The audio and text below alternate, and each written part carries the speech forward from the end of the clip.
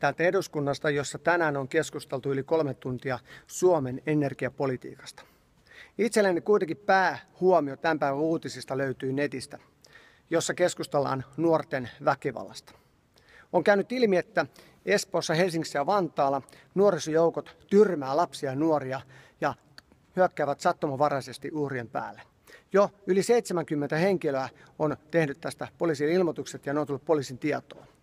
Tämähän alkoi jo 3 viikkoa sitten Vantaan Heurakan puistossa, jossa useita nuoria ryöstettiin ja heitä pahoinpideltiin.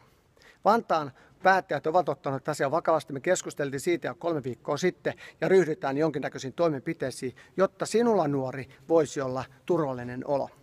Vaikka olenkin nyt kansanedustaja, olen kuitenkin 11 vuotta tehnyt työtä nuorten parissa. Olen tukenut vankilasta vapautuvia nuoria aikuisia ja niitä, joilla elämä on mennyt solmuun. En ole kuitenkaan koskaan nähnyt sitä, että suomalaisessa yhteiskunnassa jengit päättömästi menee valitsemaan lapsia ja nuoria hakkaakseen niitä. Tällainen ilmiö, knockout-tyyppinen ilmiö, jossa ihmisiä tyrmätään sattumanvaraisesti ja kerätään pisteitä, on täysin tuomittavaa Suomessa. Sinä nuori, jos näet tämmöistä ilmiötä, niin tee ihmeessä seuraavasti se, että ilmoita välittömästi siitä poliisille. Vantaan Heurakan-tapauksessa kävi ilmi, että useat nuoret menivät karkuun, mutta poliisille ei välittömästi tehty ilmoitusta. Vain nopea reagointi asiaan, niin siihen saadaan puututtua välittömästi.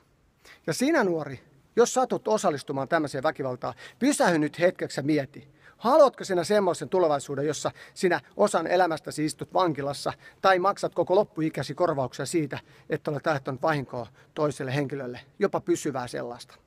Nyt kannattaa laittaa jäitä hattuun ja erottautua semmoisesta joukosta, jossa tällaista typeryyttä harjoitetaan.